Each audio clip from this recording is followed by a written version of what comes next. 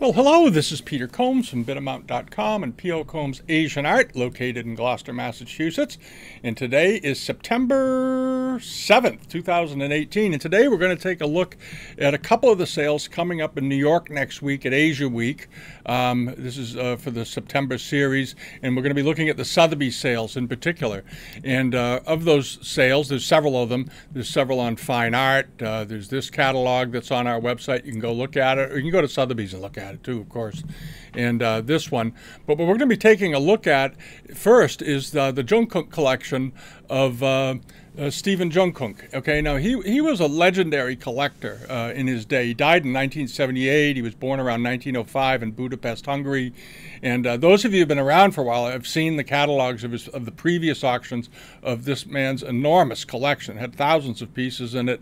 When he came from Budapest, he's sort of an interesting fellow. His father was a machinist, very bright guy, and when Stephen was around 13 years old, he started a tool and die company in Illinois, and over the years it prospered, it grew. The company is still in business to this day. It's called the General Machinery and Manufacturing Company, and it's now run by Stephen Junkunc's son.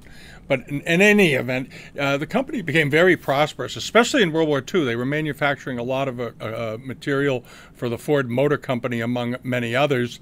And Stephen really accelerated into collecting sort of once the war got over. But he started buying before that in the early 1930s when he was in his late 20s. And he went into the Yamanaka Company in Chicago, Illinois, and began buying things there just because he liked the stuff. He enjoyed seeing it, and he made his first purchases there.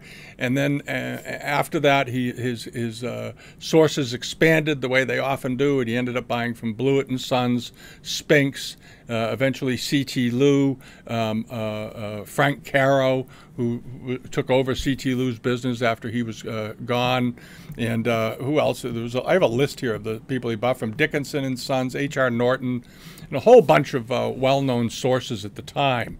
All right, and he was most well known for his porcelain collection, I think, but he was also a very astute collector of statues and Buddhist carvings and bronzes. And this particular auction that Sotheby's has coming up has about 18 of some of his very best pieces in it. And these are really, really great pieces. And we're going to jump into the catalog here. It's a good catalog. It's beautifully photographed. We've uploaded it here. It's in pretty high resolution, and you can go through it. There's some introductory notes on Stephen and his collecting. At the very beginning, there's a nice photograph of him standing with one of the figures that's in this auction. All right, and there are also letters, correspondences between he and well-known dealers of the day. Here's a letter from John Sparks. Most of the letters date from the 1950s.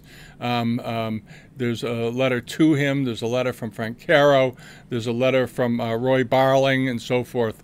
So you can go through that and have some fun looking. But in the meantime, let's until then, why don't we jump ahead and take a look at? I've got a list here, and we're going to go by that so I don't mix things up. One of the first things we have here is this really great Northern Wei Dynasty. It's a 21-inch figure of Apsara, and Apsara was a mythical female sort of a deity. They were often depicted in Chinese art as flying with ribbons.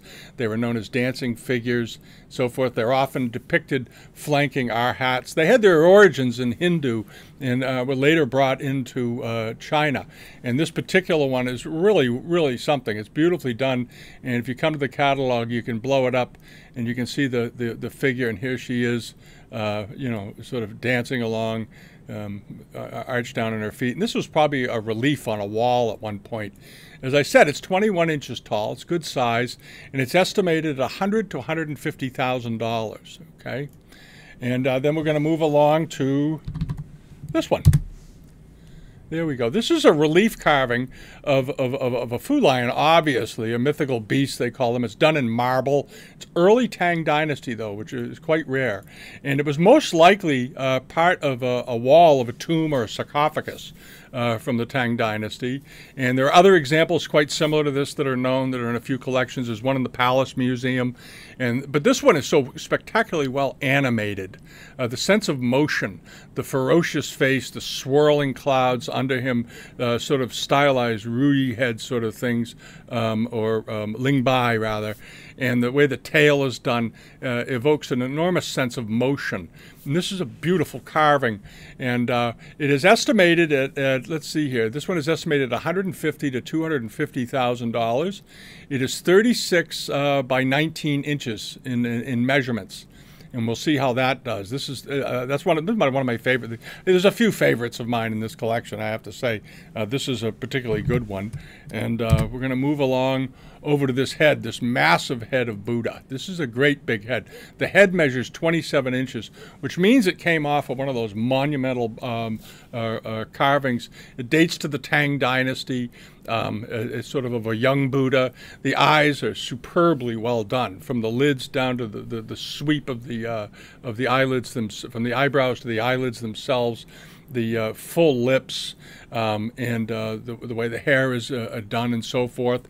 And as I said, this is a very big head, 27 inches, and it's estimated at $2 to $3 million. All right, and they spent quite a bit of time in the catalog on it. Hold on, we'll go back a second here. I'm going to show you. They have put in some great detailed shots of this. And if you come over and you really want to get up close and see how these carvings were done, fortunately the high resolution imaging that they're using now, and we're able to upload them in pretty much full res, you can get a really close look at how these faces were carved and the details of them. And I urge you to do so, okay? Because it's really quite something. It'll give you an appreciation for them. They're so beautifully done. All righty. And then we're going to move along to this one. It's on page 62. All right. If you have the catalog, come along with me. All right, and this is it. It's a really nice triad group done in white marble, Northern Qi Dynasty, and it's dated Xianbao's 10th year, corresponding to about 559. And it's a Buddhist deity seated with acolytes on each side. It is fully inscribed. It has a poem at the bottom. They put in a very nice detailed shot of the inscription that is on it. But the carving of this is great. And this is the Buddha depicted sort of in the pensive mode. He's got his leg up. He's just sitting thinking, and flanked by two figures. All right. And just a beautifully done example. And I think there's another picture of it a bit closer up over here. There it is. All right. And this is a wonderful carving. And it's a very early one, obviously, and quite rare. And it measures 14 inches tall, and it's estimated at $300,000 to $500,000. These triad groups in this quality, done in marble, don't turn up very often. This is a good one. Okay, it's a really good one. All right, Junkunc only bought the very best whenever he could. That was sort of his hallmark. It was the same with his porcelains. Okay, and then on to this. This is a really incredible limestone Bodhisattva, also Tang Dynasty. Okay, and if you blow this up, this figure measures 39 inches tall. The detail of this carving is just exceptional and absolutely classical of the Tang. The face, the way the hair is done, the waves, and there's in the right hand of the figure is let's see here. This is the one. Yeah, this is the one. There's the residual what's left of what would have been the a calash. And it was a vase that would have held flowers in it that was symbolic of water and the flowers of creation of life and that sort of thing. And it's missing, and they often are because they're just attached, carved in here, and there would be a vase that goes out and around like that. All right. But the carving of this, the way the body is swayed over, the angulation of the upper body, and all this is very typical of the period. And of course, standing on a very large lotus base, just beautifully done. And as I said, it's estimated at it's 39 inches tall, and it's estimated at $1.5 to $2.5 million. All right. So it's got this little gizmo. If you've seen these catalogs, by the way, just so you know, hold on a second. I want to go back to this. If you're looking through the catalog and you see this little doohickey next to the number, that paddle, what it means is this is a special lot, and you can only bid on it if you pre-register and put up a deposit and provide some pretty serious credit, so that you'll be allowed to bid. This is to offset some of the non-payment problems that they had not that many years ago at the company. And Christie's does the same thing. They have colored paddles they hand out to offset any misbehavior by bidders. Okay. And then on to this. This is one of the most sublime, polished, finished Buddhas in the entire catalog. It is also, it's 22 inches tall. It's good size. It's an Eastern Wei, Northern Zhao Dynasty figure. The carving on this is just absolutely stupendous. It's 22 inches tall. And there's the figure. And again, you have these the beautiful sweep of the robes, the positioning of the hands, these lovely facial elements here, and again, the way the hair is treated and so forth, and down. And this, as you notice, this figure is standing a good bit straighter than the Tang example. It doesn't bend over as much, and this is more typical of carving from this period, from the Eastern Wei. And it's estimated at $300,000 to $600,000, and I think it's an absolutely great piece, just absolutely superb. And they didn't have any provenance in where Stephen got this. It wasn't put in the catalog. He did have private sources for things, so I suspect that was it. Okay, and whoop, wrong page. Hold on a second. 122. It's hard to keep track here.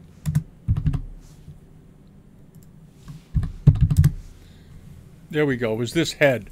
This is a conglomerate limestone head, and it was made during the Song Dynasty. And as you can see, it has a very, sort of, it's a Lohan. It's quite ferocious, but very charming.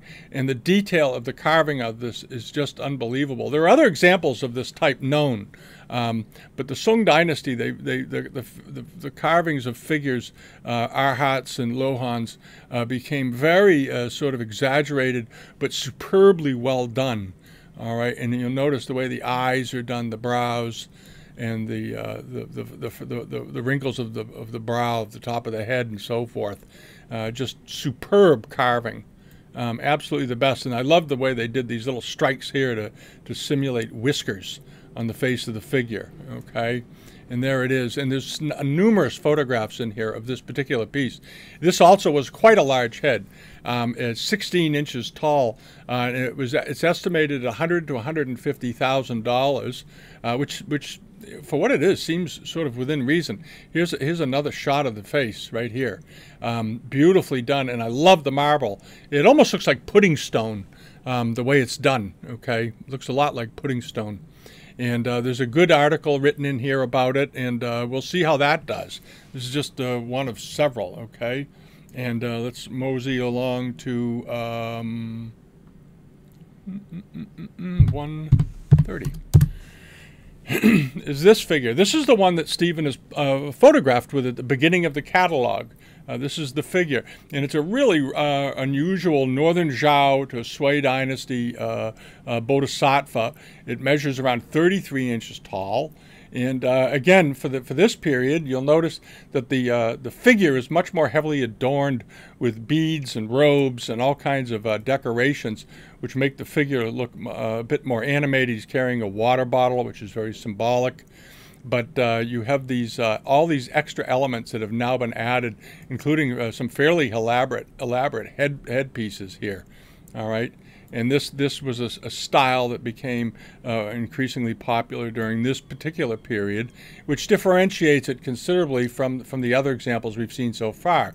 So the Zhao and Sui introduced this, All right, and it is again, as I said, it's 33 inches and estimated at $400,000 to $600,000. All right, and we'll see how that does. And we're going to mosey on over to page 152 in the catalog. We're not looking at all of them because there are 18 of them, and I'd be here for too long. This is the last lot in the catalog, which is a Sung lacquer head. Now, these lacquer heads are extremely rare because they were so fragile, and they were rather complicated to make. And how these were created is sort of a fascinating thing. They would start with a wooden mold of a head, sort of shaped like a head, and then they would overlay it with clay. And on top of the clay, they would add this hemp. If you can see it right here, this hemp cloth would then be sort of laminated or glued onto the clay, and on top of the hemp, they would add layers of lacquer. And from the layers of lacquer, they would sculpt and carve the face out of it to get really fine detail. And then once it was completed, they would go up and carve inside and remove the wooden mold, which left the head being very light because all you had was really lacquer and cloth and a clay base. All right. And as a result, they were very, very prone to damage, obviously, shrinkage, temperature changes, all kinds of things. So these Sung lacquer heads are quite rare. But as you can see, because they made them with lacquer, they were enabled with the ability to really put incredible lifelike detail into the figures. And this one obviously has had some damage over the years, but there's only a few of these known. I think there's like a dozen of them. So it's an extremely rare thing. And this one measures 11 inches tall. It's estimated at $50,000 to $80,000. All right. And that was in Mr. Junkunc's collection, obviously. And we'll see how it does. It's quite a thing, though. It's a very impressive object to look at. All right. And that's the end of the stoneware collection. Okay. That's it. All right, but if you haven't seen it, go over and look at it. They have good notes in the catalog. You can go through and read it. It's very interesting, all right? And then on to the important Chinese art. And interestingly, in here, the first 20 or so lots are also from Stephen Junkunc, parts of his porcelain collection, all right? And we're going to jump up to page 12. And here, there's a bit more. Here's another picture of him with his porcelain collection. This was taken in 1952. Looks like maybe he was in his basement. And just check out what's in there. There's Kangxi vases and all this stuff. This was really a lot of the stuff he liked. He really liked Kangxi porcelain. He was a big collector of it, and other porcelains as well. All right, but in this catalog, as I said, there are about 20 lots. Most of the pieces are all of these pieces of Qing Dynasty, Kangxi in 18th century, and a few later there's a Republican thing in here. This cup I thought was absolutely stupendously well done.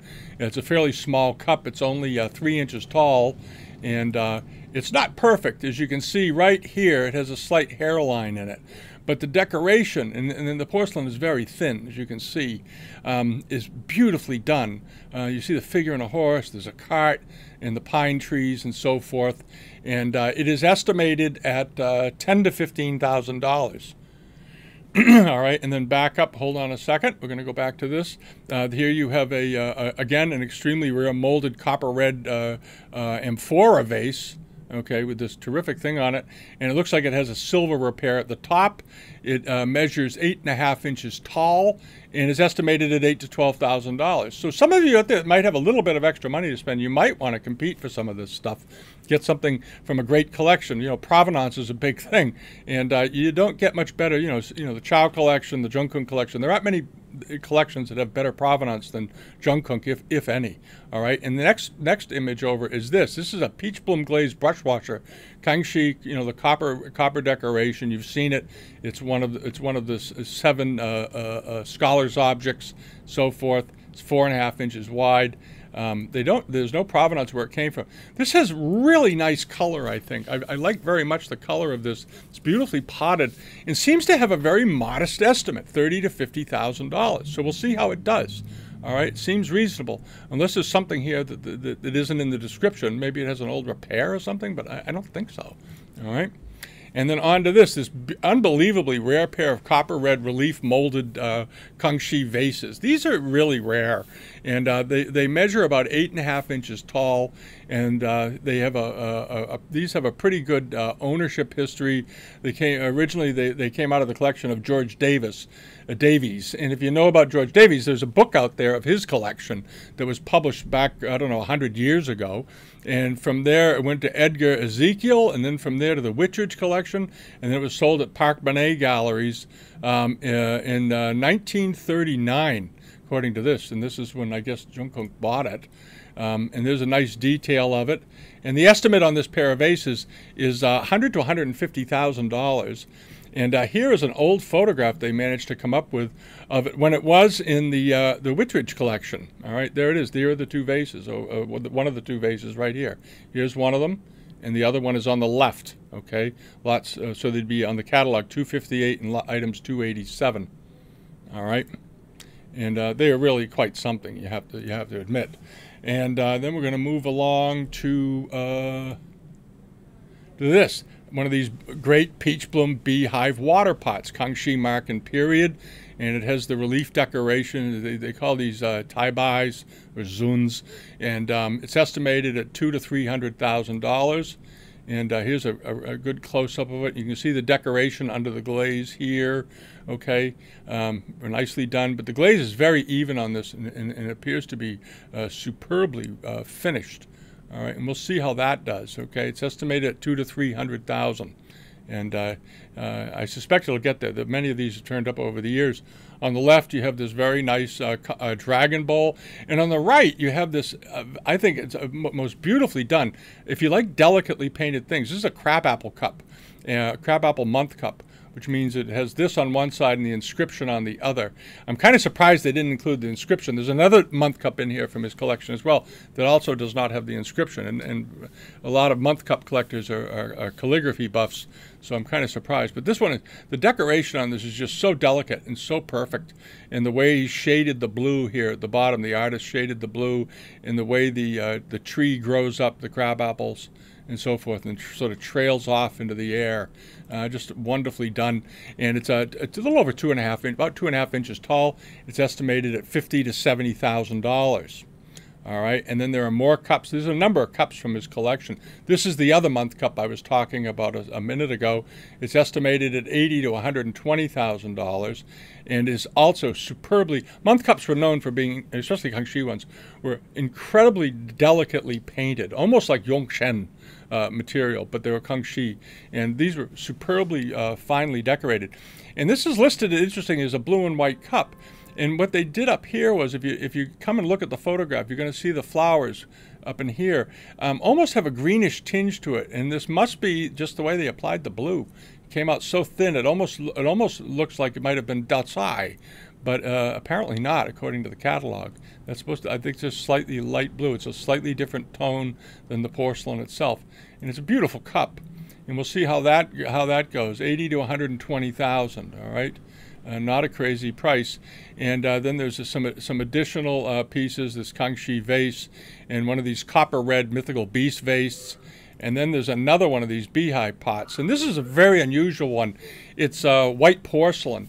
And there are a number of these around, though. The Koger collection had one. The Palace Museum has one. But not a lot of them.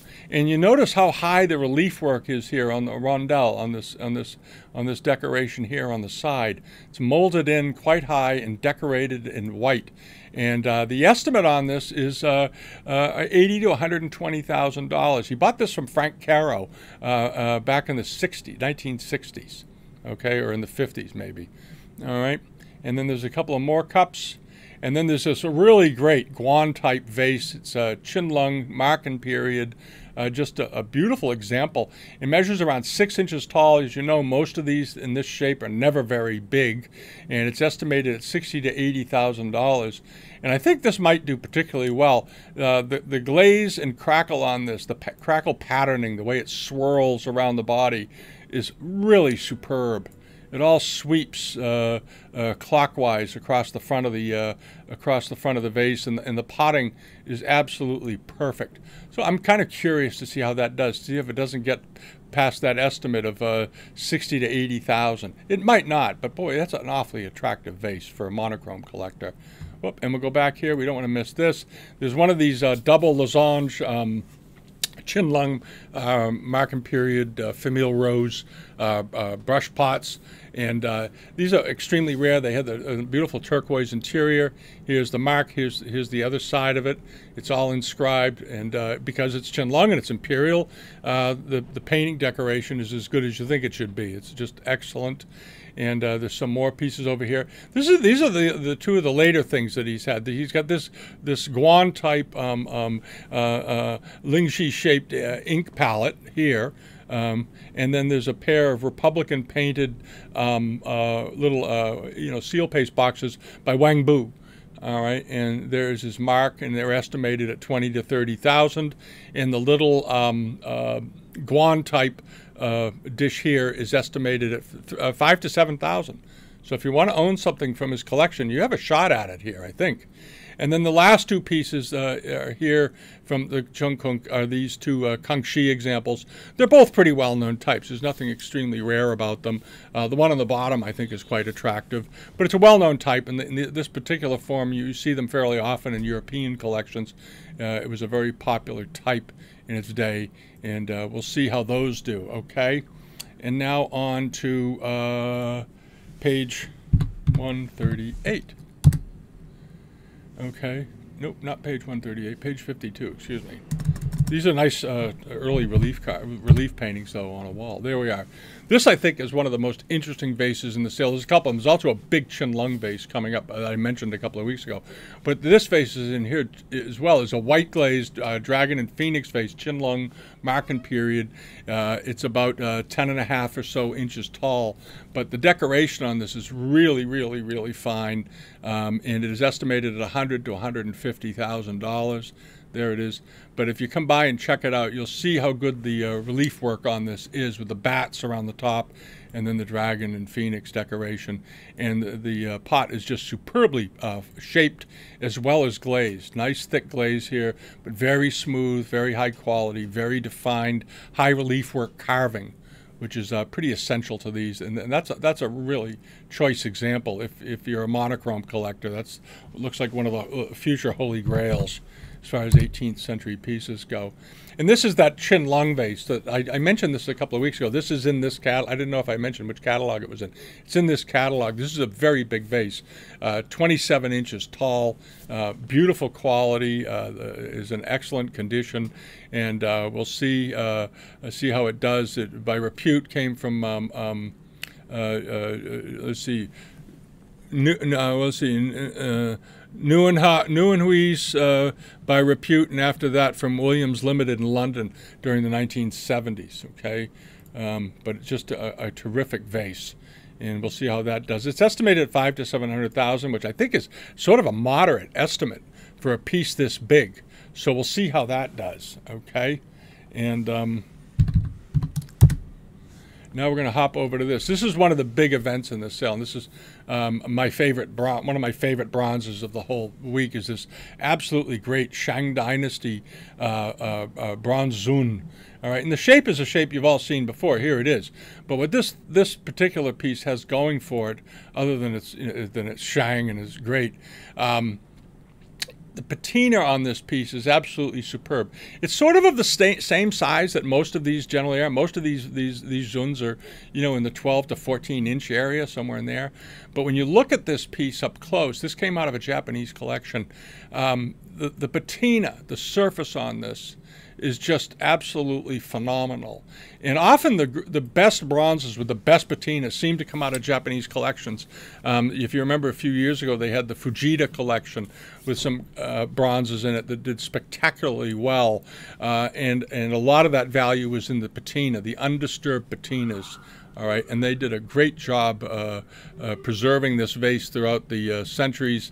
And the casting on this is crisp, it's well defined, and the color on this example is just absolutely out of this world. I think anyway. All right, and it's estimated. I don't think the estimate is crazy on this at all. It's estimated at $650,000 to $850,000, and it had been originally in the Nagao Museum of Art, and then in a private Japanese collection for some time. But I wouldn't be surprised if this went through it. I wouldn't be at all surprised if this went right through its estimate pretty quickly. It's just because the color on this is absolutely outstanding. Bronzes without great color have a lot less interest in them than the bronzes that have fabulous color and tone on them. All right, and then we're going to move along to this. Page. This is some of the other sections of the catalog where there's some nice yellow wares, some good Kangxi bowls. All right, and this is sort of the meat of the catalog, so to speak. There's some things in here for every price range, and then the catalog ends with this. And this is a really amazingly great pair of Republic 18th year of the Republic plaques by Wang Dafan. And these are large. They're about 30 inches tall. They've done a good write-up on them. They're estimated at $150,000 to $200,000, and we'll see how they do. But they're very, very fine quality. And if you take the moment to blow up the images, Dafan was known. Wang Dafan was known particularly well doing very sort of elegant, well-done faces, facial expressions. And you can see here the expression of the woman very clearly in the man, and over in this other one, the fellow at the door with his eyebrows up and so forth. Just very realistic looking, and we'll see how that does. But overall, this is two very good catalogs. There's also the painting catalogs and some other things that Sotheby's has going.